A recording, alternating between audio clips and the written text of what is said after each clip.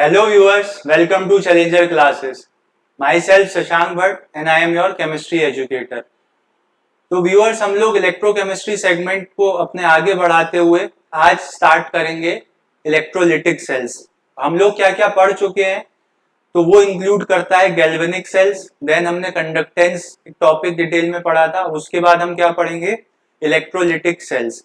तो electrolytic sales just opposite है galvanic sales से। गैल्वेनिक सेल्स में क्या होता था कि सेल में रिएक्शन होती थी जिसकी वजह से क्या हुआ, केमिकल एनर्जी प्रोड्यूस हुई, फिर वो केमिकल एनर्जी कन्वर्ट हो जाती थी इलेक्ट्रिकल एनर्जी में। बट इलेक्ट्रोलिटिक सेल्स में क्या होगा कि आप एक आउटसाइड सोर्स से इलेक्ट्रिकल एनर्जी प्रोवाइड करोगे जिसकी हेल्प से सेल में रिएक्शंस होंगी और देन केमिकल एनर्जी प्रोड्यूस होगी। तो हुआ ना डिफरेंट।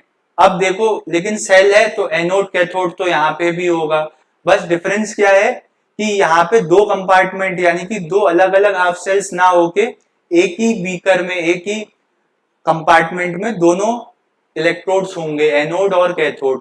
और मैंने बताया भी था जब फर्स्ट लेक्चर हमने किया था तो उसमें मैंने बताया था एनोड और कैथोड का भले ही नेचर मतलब साइन बदल जाए, नेचर बदल जाए, लेकिन उनका जो वर्क है वो सेम रहता है। कहीं भी चले जाओ आप, एनोड पे हमेशा ऑक्सीडेशन होता है और कैथोड पे हमेशा रिडक्शन होता है। तो इसी बात को ध्यान में रखते हुए अब हम क्या कवर करेंगे अपना टॉपिक जो कि है इलेक्ट्रोलिटिक सेल्स। ठीक है, तो इलेक्ट्रोलिटिक सेल्स के बारे में मैंने आपको क्या बताया, यहाँ पे क्या होता है, यहाँ पे होता है इलेक्ट्रिकल एनर्जी का कन्वर्जन केमिकल एनर्जी में, है ना। तो इलेक्ट्रोलिटिक सेल्स क्या होते हैं, जहां पे क्या होता है इलेक्ट्रिकल एनर्जी का कन्वर्जन होता है किस में, केमिकल एनर्जी में। अभी देखेंगे कैसे होता है। तो ये हमने देख लिया। अब जब इसको आप ऑब्जर्व करोगे कि इसका रिप्रेजेंटेशन मतलब इसका डायग्रामेटिक रिप्रेजेंटेशन कैसे होता है ना। तो डायग्राम जब इसका हम बनाते हैं तो हम क्या करते हैं कि एक ही उसमें मैंने बताया ना अलग अलग बीकर नहीं होंगे, एक ही हाफ सेल हो, एक ही सेल होगा, उसी में दोनों हाफ सेल आपके इमर्ज होंगे। जैसे कि देखो यहाँ पे क्या होगा, आपका एक इलेक्ट्रोड होगा इस तरीके से और यहीं पे क्या होगा दूसरा इलेक्ट्रोड भी होगा और दोनों काहे से कनेक्टेड होंगे, एक एक्सटर्नल सोर्स से, है ना। वो सेल भी हो सकता है, बैटरी भी हो सकती है, कुछ भी हो सकता है, बस इलेक्ट्रिक सप्लाई मिल जाए इसको। अब देखो यहाँ पे अगर मैं बोलता हूं कि एक इलेक्ट्रोलिटिक सॉल्यूशन है यहाँ पे, ठीक है, एक इलेक्ट्रोलिटिक सॉल्यूशन है जिसमें क्या है इलेक्ट्रोलाइट ए बी और उसमें क्या है ए पॉजिटिव आयंस है, बी नेगेटिव आयंस है, ठीक है, और क्या है ए पॉजिटिव आयंस है, बी नेगेटिव आयंस है। चलो अब होगा क्या सर, इसमें कौन सा एनोड बनेगा कौन सा कैथोड बनेगा, बात तो ये भी तो डिसाइड करनी है हमें। तो मैंने आपको क्या बताया था कि गैल्वेनिक सेल से जस्ट अपोजिट होता है। तो हमने गैल्वेनिक सेल को कैसे याद किया था, देखो यार हमने गैल्वेनिक सेल को याद किया था लोन के नाम से, है ना। किया था कि नहीं किया था। लोन का मतलब क्या था, लेफ्ट वाला जो हाफ सेल होता था उस पे ऑक्सीडेशन होता था, वो एनोड होता था। ये बात तो यहाँ भी सेम रहेगी कि ऑक्सीडेशन होगा एनोड होगा, बस गैल्वेनिक सेल में एनोड पे कैसा चार्ज रहता था नेगेटिव, लेकिन यहाँ पे कैसा हो जाएगा पॉजिटिव। तो यहाँ पे ये जो पॉजिटिव टर्मिनल से आ रहा है ये हमारे पास कौन सा इलेक्ट्रोड है, ये हमारे पास एनोड हो जाएगा। अब सर इसको कैसे ध्यान रखें तो अभी बताता हूं आपको, ठीक है। और फिर दूसरा वाला क्या हो जाएगा, फिर दूसरा वाला कैथोड हो जाएगा हमारे पास, और इस पे चार्ज कैसा होगा पॉजिटिव। तो बताओ कोई इलेक्ट्रोड अगर पॉजिटिवली चार्ज है तो उसकी तरफ कौन से चार्ज वाले आयंस जाएंगे, बताओ। अगर ये इलेक्ट्रोड पॉजिटिवली चार्ज है तो इसकी तरफ कौन से आयंस मूव करेंगे, तो ऑब्वियस बात है सर इसकी तरफ नेगेटिव आयंस मूव करेंगे, है ना। तो ये वाले आयंस क्या होंगे, इसकी तरफ को मूव करेंगे इस तरीके से, यहाँ पे मूव करेंगे, है ना।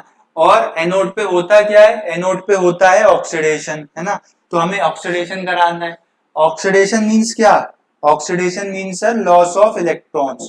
तो लॉस ऑफ इलेक्ट्रॉन्स कैसे होगा, देखो क्या गया उसकी तरफ बी नेगेटिव, कहाँ पे अब हम बात कर रहे हैं कहाँ पे, एट एनोड।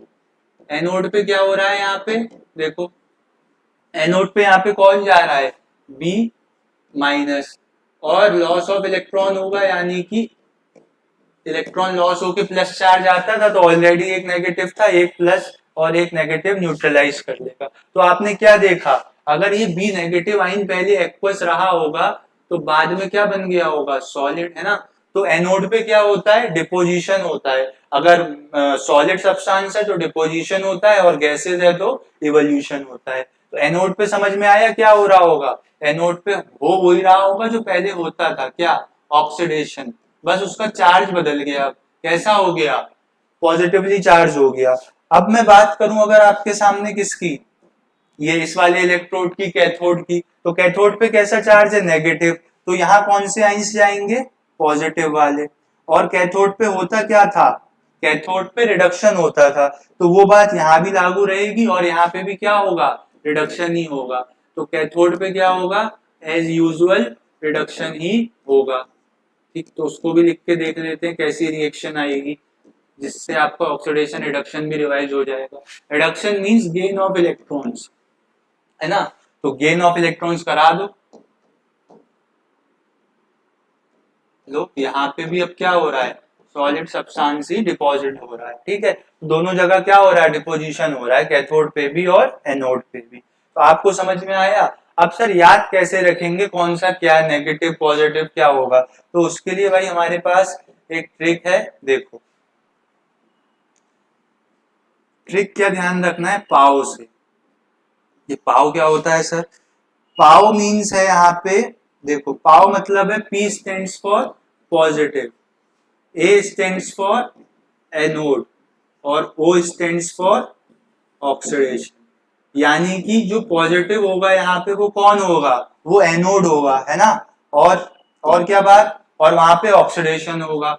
और सर दूसरे वाले के लिए दूसरा वाला तो आप अपोजिट भी रिलेट कर लोगे, लेकिन फिर भी अगर याद रखने की ट्रिक चाहिए तो मैं बता रहा हूं क्या, N stands for negative, C stands for cathode, and R stands for reduction.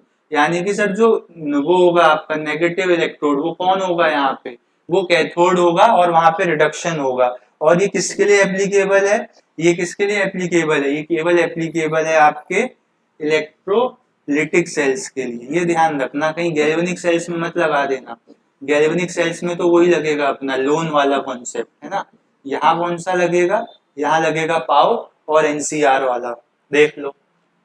Electrolytic cell समझ में आया, यहाँ पे लेबलिंग करी दी मैंने, ये क्या होता है, यहाँ पे इलेक्ट्रोलाइट होगा जैसे होता था, है ना। और ये क्या होता है, ये आपका होता है, मतलब वो बोल लो बीकर बोल लो, लेकिन ये जो बीकर होता है नॉन कंडक्टिंग होता है ना, नॉन कंडक्टिंग इलेक्ट्रोलिटिक चैम्बर, या चैम्बर जो भी जैसा भी बोलना चाहो, अलग से एक कंपार्टमेंट है जिसमें हमने इलेक्ट्रोड्स रखे हुए हैं। तो इलेक्ट्रोलिटिक सेल समझ आए क्या होते हैं, जहाँ पे इलेक्ट्रिक एनर्जी केमिकल एनर्जी में कन्वर्ट होती है, क्योंकि आपने इलेक्ट्रिक एनर्जी प्रोवाइड की तो इलेक्ट्रोड्स पे चार्ज आया, जिस चार्ज को देखते हुए हमारे इलेक्ट्रोड लाइट के आइंस मूव करे अपने रिस्पेक्टिव इलेक्ट्रोड्स पे, और फिर रिएक्शंस हुई।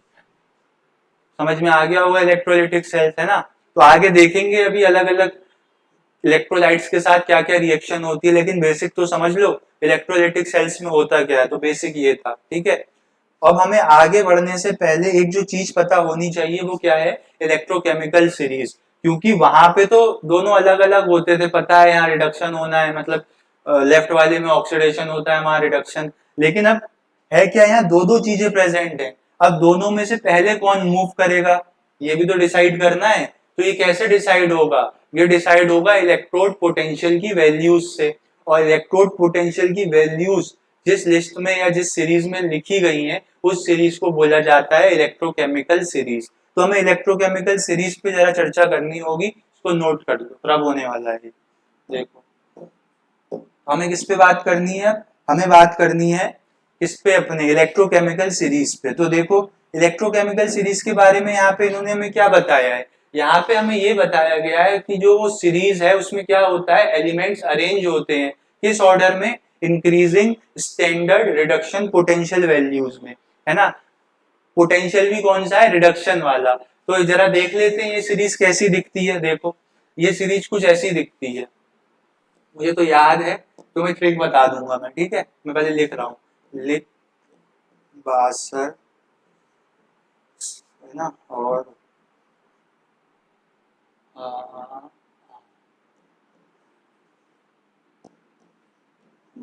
हल मंजन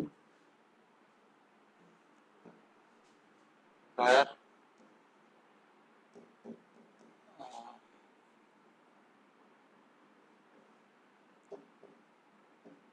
SN, ठीक है, H, और वैसे तो वो स्ट्रेट लाइन में होता है, लेकिन यहाँ स्पेस के चक्कर में ऐसे लिख दिया, ठीक है। और आपके पास क्या आ जाएगा देन,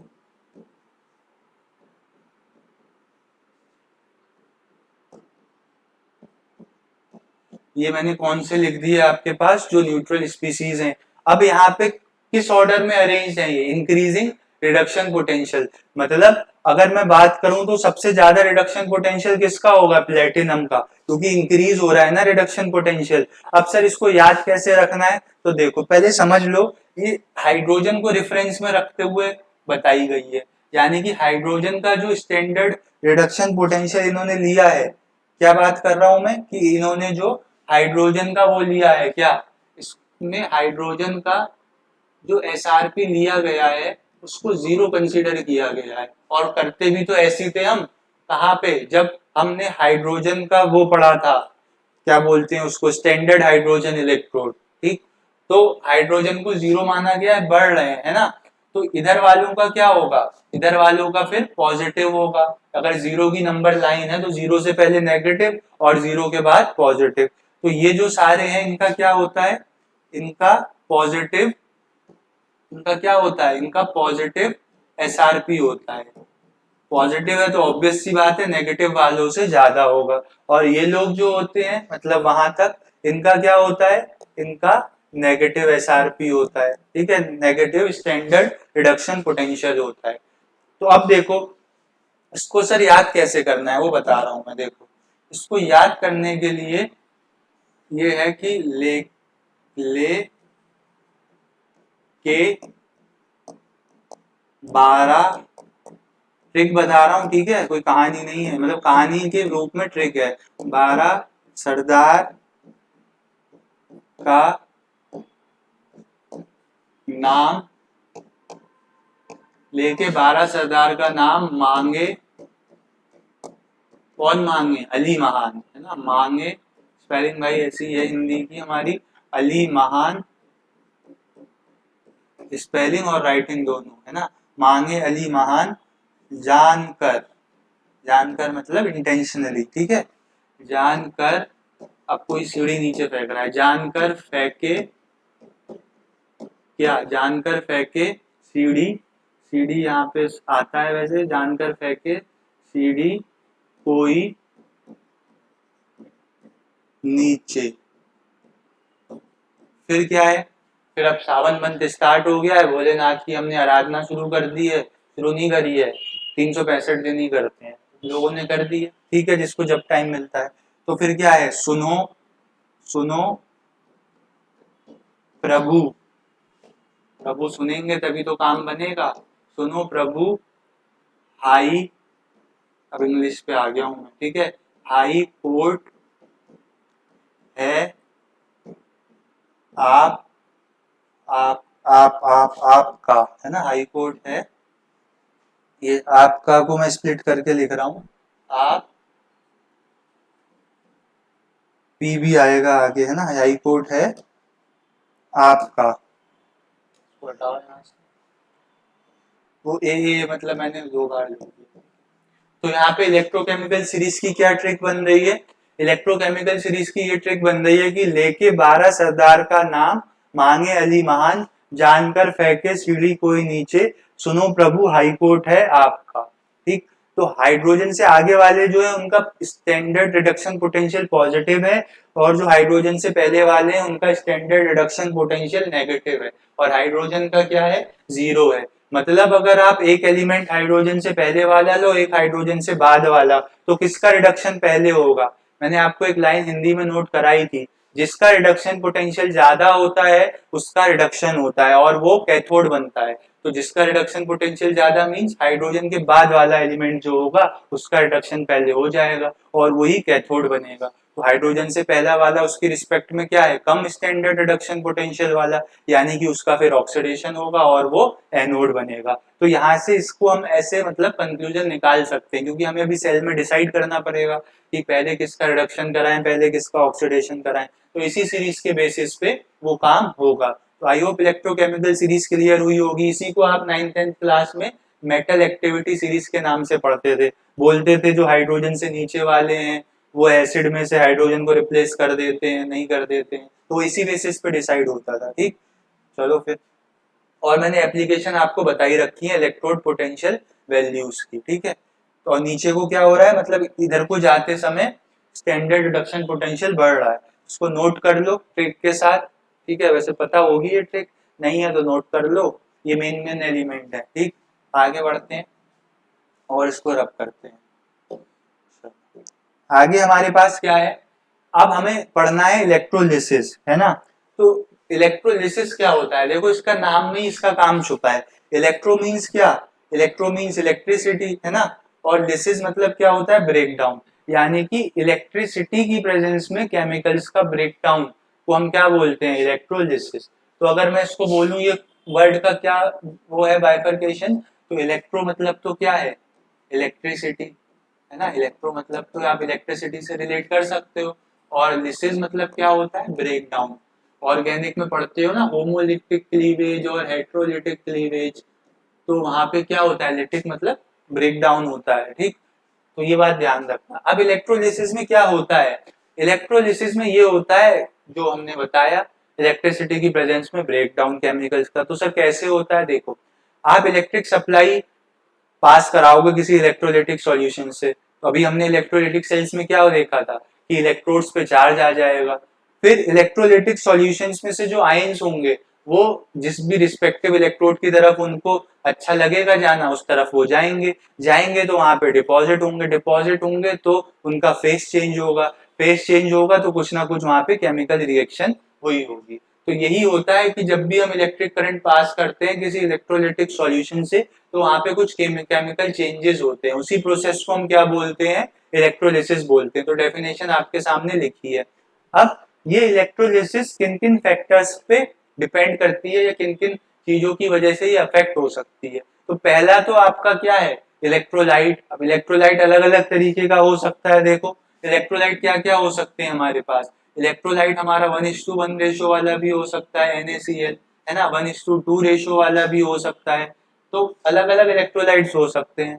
ठीक, MgSO4 हो सकता है, AlAcl3 हो सकता है। तो जैसे जैसे आपके पास क्या बढ़ेंगे? इलेक्ट्रोलाइट बढ़ेंगे, है ना, मतलब उनका टाइप अलग होता जाएगा, प्रोडक्ट भी अलग मिलेगा।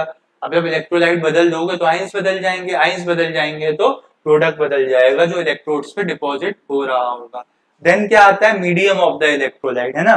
मीडियम मतलब होता है कि वो जो आपका इलेक्ट्रोलाइट है वो किस फॉर्म में है। एक तो होता है मॉल्टन फॉर्म, है ना। मॉल्टन फॉर्म का मतलब क्या होता है? मॉल्टन का मतलब अगर मैं बोलूं मॉल्टन NaCl है तो इसका मतलब यहाँ पे केवल Na+ और Cl- आयंस होंगे। लेकिन अगर मैं बोल दूं यहाँ पे क्या है? एक्वस। अगर एक्वस NaCl मैं बोल दूंगा तो एक्वस NaCl का मतलब क्या हो जाएगा कि सर Na+ और Cl- आयंस के साथ साथ अब कौन आ जाएंगे? H+ और OH- आयंस भी आ जाएंगे। तो मीडियम से समझ में आया। अगर कहीं पे दिया एक बार मॉल्टन NaCl की इलेक्ट्रोलिसिस हो रही है तो आप इलेक्ट्रोलाइट में कौन से आयंस कंसीडर करोगे? केवल Na+ के और Cl- के। अब मैं बोल दूं अगर कि एक्वस सोडियम क्लोराइड की इलेक्ट्रोलिसिस हो रही है तो वहां पे आप क्या मानोगे कि सर Na+ और Cl- के आयंस तो है ही हैं, साथ में वाटर के आयंस भी होंगे, यानी कि H+ और OH- आयंस भी होंगे। ठीक है, ये H लग रहा है ना मेरा, स्मॉल h नहीं है ये, हाइड्रो ऑक्साइड में जैसा होता है वही वाला H है। ठीक, अब बात आती है कंसंट्रेशन ऑफ इलेक्ट्रोलाइट की। कंसंट्रेशन मतलब सॉल्यूशन कंसंट्रेटेड है या डाइल्यूट है। अगर कंसंट्रेटेड होगा तो कौन से वाले आयंस ज्यादा होंगे, सॉल्यूट के, और अगर डाइल्यूट होगा तो क्या होगा, सॉल्वेंट के आयंस ज्यादा होंगे, है ना। तो हम वैसे ही कंसीडर करके चलेंगे। नेचर ऑफ इलेक्ट्रोड, अब नेचर ऑफ इलेक्ट्रोड देखो, इलेक्ट्रोड दो तरीके का हो सकता है। एक तो आपके पास कैसा होगा, इनर्ट इलेक्ट्रोड होगा। इनर्ट मतलब जो वो सब्सटेंस जो केमिकल रिएक्शन में पार्टिसिपेट मतलब रिएक्ट ना करें। तो इनर्ट इलेक्ट्रोड कौन से होते हैं, इनर्ट इलेक्ट्रॉन या तो ग्रेफाइट का होता है या फिर किसका होता है, प्लेटिनम का होता है। इनकी खास बात क्या है कि ये रिएक्शन में पार्टिसिपेट नहीं करते, है ना। तो इनर्ट इलेक्ट्रोड क्या होगा, इनर्ट इलेक्ट्रोड कौन से होते हैं, which do not take part in reaction, जो रिएक्शन में पार्ट नहीं लेते। ठीक है, थोड़ा घिचर पिचर हो गया होगा तो आप कोई नहीं, समझ तो आ रहा है ना। इनर्ट इलेक्ट्रोड, हाँ लिखा हुआ तो दिख रहा है। तो इनर्ट इलेक्ट्रोड कौन होते हैं, जो जब इलेक्ट्रिसिटी पास करोगे तो उन्हें कोई फर्क नहीं पड़ेगा, वो वैसे के वैसे ही रहेंगे। लेकिन अगर कहीं पे आपके सामने आ गया एक्टिव इलेक्ट्रोड, है ना, या नॉन इनर्ट इलेक्ट्रोड, तो वहां पे क्या होगा, वो किस किस चीजों के होंगे देख लो। वो हो सकता है आपके पास कॉपर का, एजी का, है ना, मतलब एक्टिव मेटल का इलेक्ट्रोड होगा वो। ठीक है, तो उस पे क्या होगा, वहां पे देखो एक्टिव इलेक्ट्रोड जो होगा वो पार्टिसिपेट करेगा रिएक्शन में, है ना, और इट विल डिस्चार्ज प्रीफरेंशियली, मतलब और इलेक्ट्रोलिटिक सॉल्यूशन में जो आयंस होंगे उनसे भी पहले कौन रिएक्ट कर जाएगा, जो हमारा इलेक्ट्रोड होगा, क्योंकि इलेक्ट्रिसिटी तो पहले उसे मिल गई ना, बाद में तो हमारे सॉल्यूशन तक पहुंची। तो भाई उसे जैसी इलेक्ट्रिसिटी मिलेगी वो कहेगा लाओ मेरा रिडक्शन पोटेंशियल ज्यादा है, मतलब मैं ज्यादा रिएक्टिव हूँ, तो मैं पहले रिएक्शन में पार्टिसिपेट कर लेता, तुम लोग बाद में आना। अब वो पहले डिपॉजिट होने लगेगा तो बाद वाले का फिर कोई वास्ता ही नहीं है आने जाने का, वो क्यों जाएगा जब पहले काम हो गया एक इंसान से। तो ठीक है, तो यही बात है। तो ये वाला ध्यान रखना, एक्टिव और इनर्ट वाला, है ना। इनर्ट इलेक्ट्रोड से तो कोई मतलब नहीं है, चुपचाप खड़ा रहेगा, रॉड का काम करेगा बस। लेकिन जो एक्टिव मेटल का इलेक्ट्रोड होगा वो एज अ सेल का मतलब इलेक्ट्रोलाइट का, आइंस का भी काम करेगा। आइंस बाद में पहुंचेंगे, वो पहले रिएक्ट करके बैठा होगा। ठीक है, तो वो बात आपको ध्यान रखनी है। दिख रहा है सब, देख लो एक बार और नोट कर दो। इलेक्ट्रोलिसिस डिफाइन करने को तो क्या ही आएगा, प्रोडक्ट लिखने को आते हैं कि इस चीज की इलेक्ट्रोलिसिस हुई है तो बताओ एनोड पे क्या बना, कैथोड पे क्या बना। तो प्रोडक्ट लिखना सीखेंगे, पहले देख लेते हैं प्रोडक्ट किन किन चीजों पे डिपेंड करते हैं, फिर हम देखेंगे। ठीक है, चलो नोट कर लो, रब कर रहा हूं अब इसको। देखो, तो नेक्स्ट हमें क्या देखना होगा, हमें यही देखना होगा कि प्रोडक्ट कैसे बनते हैं, तो उसको हम एग्जाम्पल से ही देख सकते हैं। ठीक है, चलो देखते हैं फिर सर। देखो, हमें क्या करना है, इलेक्ट्रोलिसिस करनी है किसकी, एक्वस कॉपर सल्फेट सॉल्यूशन की, और किसकी हेल्प से, कॉपर इलेक्ट्रोड की हेल्प से। ठीक है, तो देखो पहले इसको इमेजिन करो क्या होगा, जैसे ही तुम इलेक्ट्रिसिटी पास करोगे कॉपर सल्फेट के सॉल्यूशन में तो क्या होगा, वो डिसोशिएट होने लगेगा, है ना। तो हम क्या बात करेंगे कि जैसे ही आप इलेक्ट्रिसिटी पास करोगे, है ना, ऑन क्या, ऑन पासिंग इलेक्ट्रिक करंट, जैसे ही आप इलेक्ट्रिक करंट पास करोगे या इलेक्ट्रिसिटी पास करोगे तो होगा क्या, एक्वस सॉल्यूशन है ना, एक्वस मतलब वाटर के आयंस भी होंगे और कॉपर सल्फेट के आयंस भी होंगे। यानी कि कॉपर सल्फेट किस तरीके से डिसोशिएट हो जाएगा, कॉपर 2+ में और सल्फेट 2- में। ठीक है, और साथ में कौन होगा हमारे पास, साथ में होगा वाटर। तो वाटर कैसे होगा, H+ और OH- आइंस में। अब आप याद करो कौन सा वाला इलेक्ट्रोड कैसा होता था, देखो बनाऊं, देखो बना, छोटा सा बना लेते हैं समझने के लिए, ताकि हम समझ लें कि हो क्या रहा है सेल में। देखो यहाँ पे क्या है, इस तरीके से हमारे पास एनोड है, कैथोड है, और ये कनेक्टेड है इलेक्ट्रिक सप्लाई से। ये क्या है, एनोड। तो एनोड में हमने कैसे पढ़ा था, पाव, है ना। एनोड के लिए हमने क्या पढ़ा था, पाव, पॉजिटिवली चार्ज एनोड होगा, वहां पे ऑक्सीडेशन होगा। और कैथोड के लिए हमने क्या पढ़ा था, NCR, नेगेटिवली चार्ज कैथोड होगा और वहां पे क्या होगा, वहां पे रिडक्शन होगा। तो इसी बात को ध्यान में रखते हुए अब मुझे बताओ पॉजिटिव वाले इलेक्ट्रोड के पास कौन से वाले आयंस जाना चाहेंगे, ये नेगेटिव वाले आयंस जाएंगे, और नेगेटिव वाले इलेक्ट्रोड के पास कौन जाएंगे, पॉजिटिव आयंस जाएंगे। तो नेगेटिव वाला इलेक्ट्रोड कौन सा है, नेगेटिव वाला इलेक्ट्रोड सर कैथोड होता है। तो ये कैथोड है और ये क्या है, ये एनोड है। ठीक है, चलो देखते हैं यहाँ पे क्या क्या हो रहा होगा। पहले एनोड की बात क्या कैथोड की बात कर लें, जिसकी कहो उसकी कर लेते हैं। चलो पहले हम देख लेते हैं कहाँ पे, हम देखते हैं कैथोड पे। ठीक है, एट कैथोड दिख रहा है ना, एट कैथोड। तो कैथोड पे मुझे बताओ क्या होता है, कैथोड पे होता है रिडक्शन, होता है कि नहीं होता है, होता है सर। और उसके बाद पहले किसका होगा, हमारे पास तो कॉपर 2+ आयंस भी है और H+ आयंस भी है।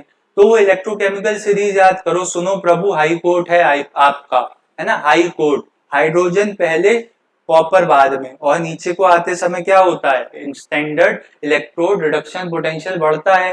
तो रिडक्शन पोटेंशियल जिस चीज का ज्यादा होगा उसका क्या होगा, पहले उसका पहले रिडक्शन होगा। तो किसका ज्यादा है, हाइड्रोजन ऊपर कॉपर नीचे, नीचे आते हुए स्टैंडर्ड रिडक्शन पोटेंशियल बढ़ रहा है, तो ऑब्वियस बात है किसका ज्यादा होगा, कॉपर का ज्यादा होगा। तो कैथोड पे कौन प्रेफरेंशियली डिस्चार्ज हो जाएगा, कॉपर 2+ आयंस।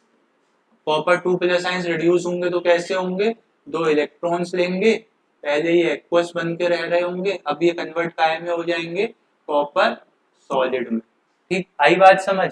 और एनोड पे क्या हो रहा होगा, देखो कहाँ पे, एनोड पे क्या हो रहा होगा देखो। अब हमें कहाँ देखना है, एनोड पे।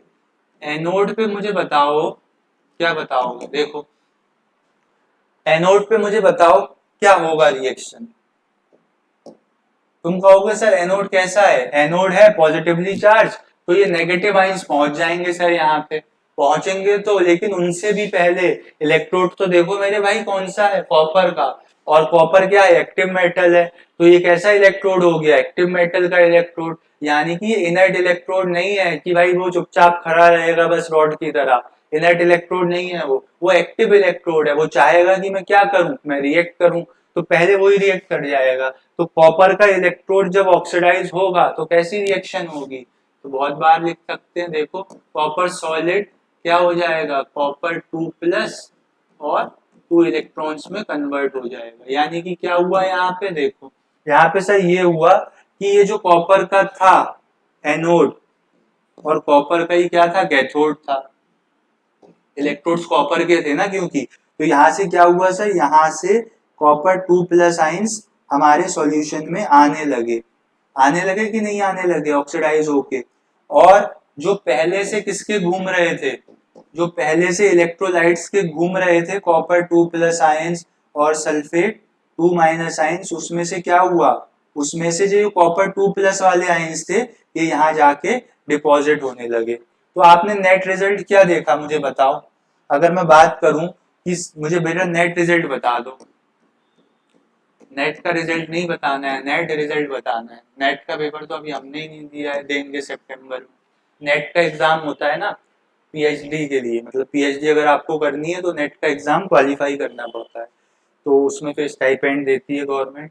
चलो तो नेट रिजल्ट मुझे बताओ क्या होगा यहाँ पे, बताओगे, देखो नेट रिजल्ट मींस मैं ये पूछ रहा हूं कि पूरे सेल में आपने क्या देखा, आपने देखा कि कॉपर इज डिपॉजिटेड कहाँ पे, इज डिपॉजिटेड एट, कहाँ पे डिपॉजिट हो रहा है, एट कैथोड, है ना, कॉपर कहाँ पे डिपॉजिट हो रहा है, कैथोड पे डिपॉजिट हो रहा है। और क्या आपने देखा कि same amount of copper is coming to the solution, है ना, copper 2+ ions are coming to solution, कहां से, फ्रॉम एनोड, क्योंकि एनोड पे ऑक्सीडेशन हो रहा है।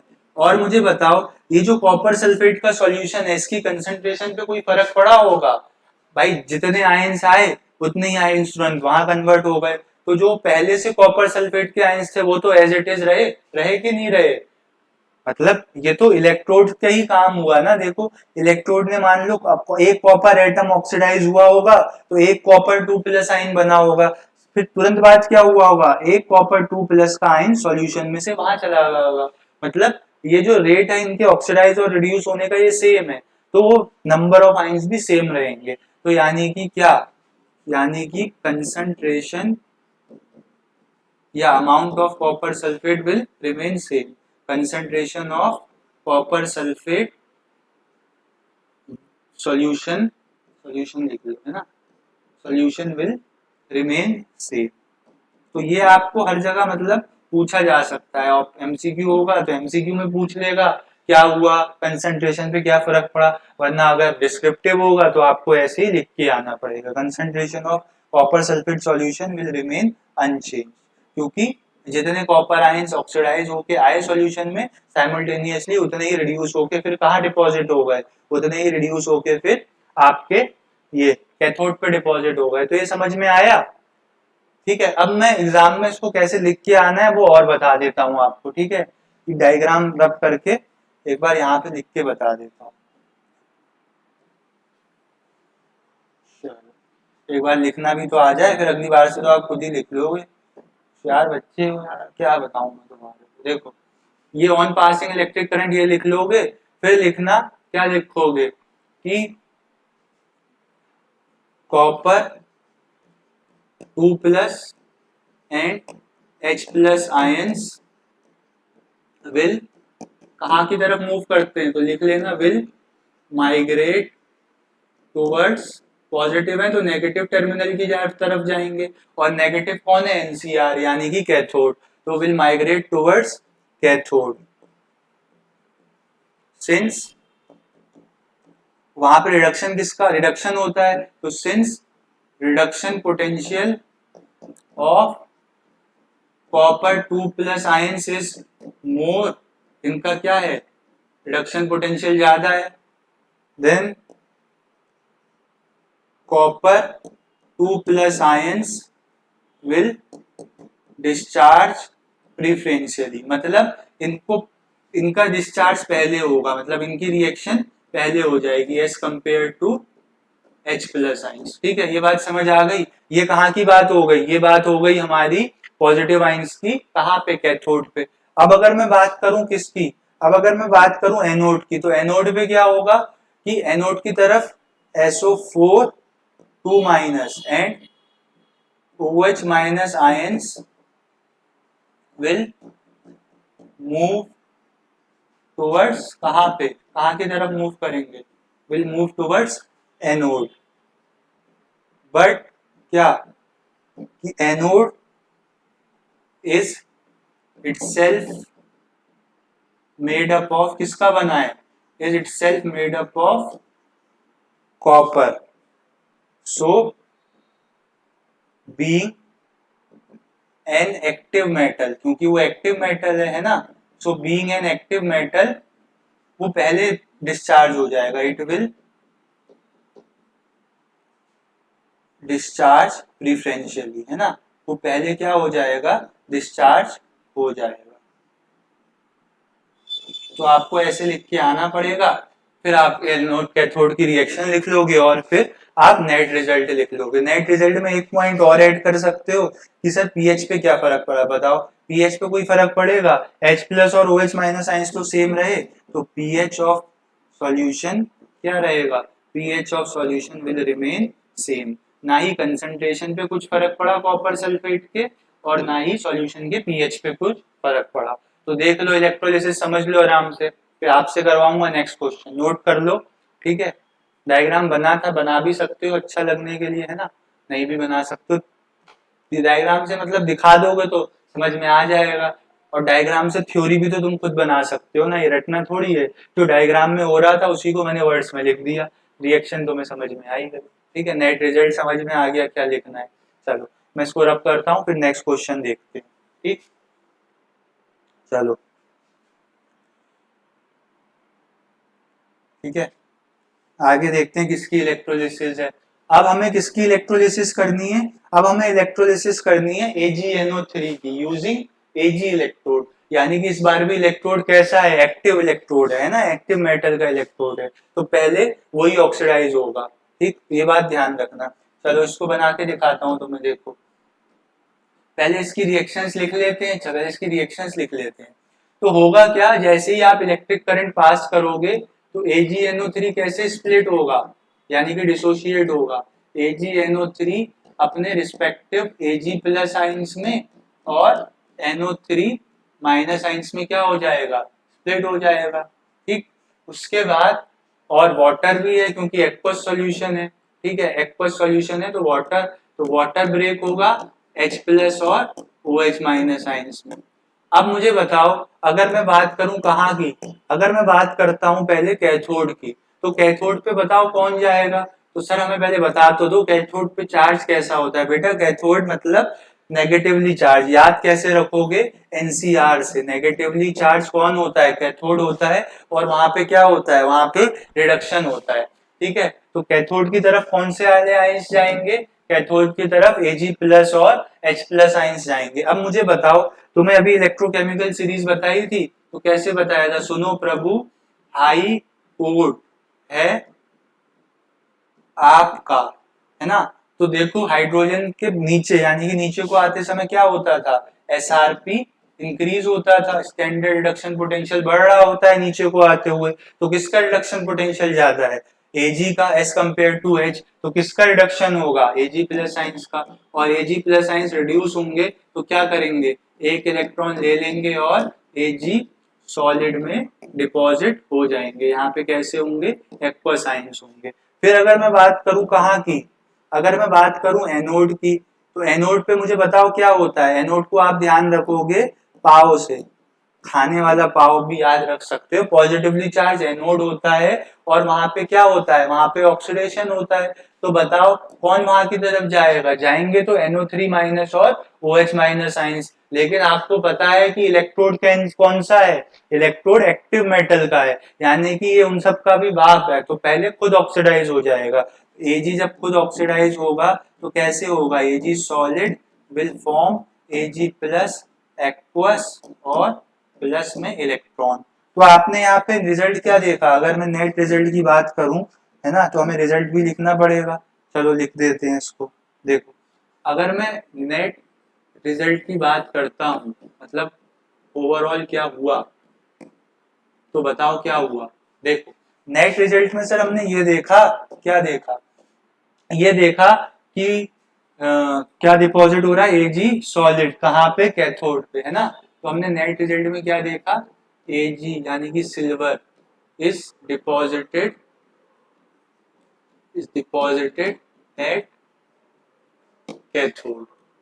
ठीक है, कैथोड पे क्या हो रहा है, Ag सॉलिड डिपॉजिट होता है। उसके बाद हमने क्या देखा कि Ag plus ions are coming from, कहां से, फ्रॉम एनोड, क्योंकि वहां पे क्या हो रहा है, वहां पे ऑक्सीडेशन हो रहा है। और मुझे बताओ ये इसकी कंसंट्रेशन पे कुछ चेंज पड़ेगा AgNO3 की सॉल्यूशन पे, नहीं, क्योंकि एक Ag प्लस आइंस ऑक्सीडाइज होके सॉल्यूशन में आएगा, दूसरा Ag प्लस आइंस रिड्यूस होके कैथोड पे चला जाएगा।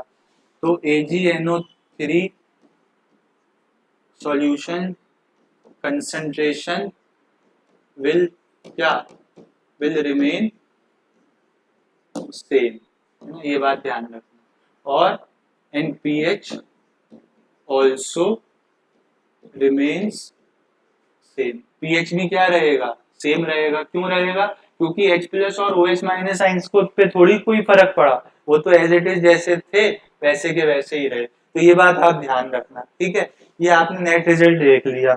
अब अगर इसको मैं डायग्राम के हिसाब से आपको बताऊं ज्यादा समझ आएगा, तो डायग्राम देख लो। देखो क्या हो रहा होगा सेल में, देखो इस तरीके से आपके पास ऐसे सेल होगा, छोटा सा ही बना रहे हैं, छोटू सा। और यहाँ पे कौन होगा, अगर इसको एनोड मान लेते हो तो ये एनोड होगा, और यहाँ पे क्या होगा, यहाँ पे ये कैथोड होगा, मोटू पतलू बन गए ये। और यहाँ पे इलेक्ट्रिक सोर्स से कनेक्ट होंगे। तो ये क्या है, अगर पॉजिटिव टर्मिनल से कनेक्ट है तो पॉजिटिव टर्मिनल है, पॉजिटिव टर्मिनल क्या होता है, एनोड होता है। और नेगेटिव टर्मिनल क्या होता है, यहाँ पे कैथोड होता है, NCR और पाओ से ध्यान रखना है। ठीक, अब देखो अब होगा क्या, अब मुझे इसको रब करना पड़ेगा। देखो रब हो रहा है, ये से होता है ना 5 फिंगर्स, नहीं हो रहा है। देखो चलो इसी से रब करके बताता हूँ। देखो एनोड से क्या हो रहा था, आयंस यहाँ पे आ रहे थे, अगर मैं इसको टच करूंगा तो वो पूरा टच हो जाएगा, गायब हो जाएगा।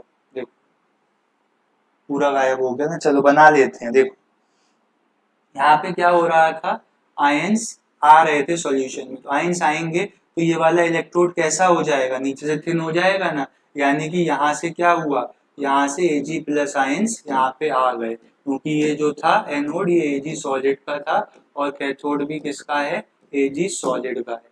और फिर यहाँ पे जो Ag प्लस आयंस घूम रहे थे वो कहाँ चले गए, वो यहाँ जाके डिपॉजिट हो गए, तो ये वाला क्या हो जाएगा, ये वाला थिक हो जाएगा। तो आपने क्या देखा कि Ag प्लस आयंस आए यहाँ से और वहां जाके डिपॉजिट हो गए। तो इस मेथड को हम लोग कहाँ पे यूज करते हैं, हम लोग रिफाइनिंग ऑफ मेटल्स में भी इस मेथड को यूज करते हैं। हम क्या करते हैं, जो इम्प्योर मेटल होता है उसका एनोड बना देते हैं और प्योर मेटल का कैथोड बना देते हैं। तो इम्प्योर मेटल अगर एनोड है तो एनोड पे ऑक्सीडेशन होगा, किस चीज का होगा, मेटल का होगा। तो मेटल ऑक्सीडाइज होकर मेटल आयन बनाती है, सॉल्यूशन में आ जाती है। फिर उसका क्या होता है, रिडक्शन, और रिडक्शन कहाँ पे होता है, कैथोड पे। तो रिड्यूस होके वो फिर केवल मेटल का आयन डिपॉजिट होता है कैथोड पे। इस तरीके से हमारे को इम्प्योर मेटल में से प्योर मेटल मिल जाती है और इम्प्योरिटीज हमारी एनोड पे ही रहती हैं। तो ये बात समझ में आई। तो इसको हम लोग इलेक्ट्रो रिफाइनिंग में भी यूज करते हैं। अब मेटलर्जी चैप्टर होता सिलेबस में तो पढ़ते है ही नहीं, कोई बात ही नहीं है। ठीक है, तो ये समझ में आ गया आपको इलेक्ट्रोलिसिस कैसे करते हैं AgNO3 की सिल्वर इलेक्ट्रोड्स पे। ठीक, तो हमने क्या देखा, हमने देखा कॉपर सल्फेट का इलेक्ट्रोलिसिस कॉपर इलेक्ट्रोड से, और सिल्वर नाइट्रेट का इलेक्ट्रोलिसिस सिल्वर इलेक्ट्रोड से। अब हमें क्या देखना है, अब हमें इन्हीं चीजों का इलेक्ट्रोलिसिस यानी कि सॉल्यूशन वही रहेगा कॉपर सल्फेट का और सिल्वर नाइट्रेट का, लेकिन चेंजेस क्या आएंगे, चेंजेस ये आएंगे कि इस बार हम इलेक्ट्रोड बदल देंगे। ठीक है, इलेक्ट्रोड हम काय का रखेंगे, अब हम इलेक्ट्रोड रखेंगे इनर्ट मेटल का। इनर्ट मतलब वो रिएक्ट नहीं करेगा। तो फिर क्या चेंजेस आएंगे, उस चेंजेस को देखने के लिए आपको वेट करना पड़ेगा नेक्स्ट क्लास का, क्योंकि अभी इतना रिवाइज करो, देखो इलेक्ट्रोलिसिस कैसे होता है, एनोड पे क्या होता है, कैथोड पे क्या होता है, कौन मूव करता है, कैसे रिएक्शन होती है और कैसे हमें उसको प्रेजेंट करना है with the help of net result. क्योंकि फाइनली आपको बताना पड़ेगा ना, रिएक्शंस में तो वैसे रिएक्शन खुद ब खुद सारी बातें बयां कर रही हैं, लेकिन अब हमें डिस्क्राइब भी तो करना है, कॉपी लिखनी है बोर्ड की, और नहीं लिखनी है तो कॉम्पिटिटिव में तो इतने से ही काम चल जाएगा, है ना, सेल्फ अंडरस्टैंडिंग हो जाएगा फिर। ठीक है, तो इतना आपने पढ़ा आज के लिए, धन्यवाद। अब नेक्स्ट क्लास में मिलेंगे और कुछ इलेक्ट्रोलिसिस के एग्जाम्पल्स के साथ, तब तक पढ़ाई करते रहो। Bye bye.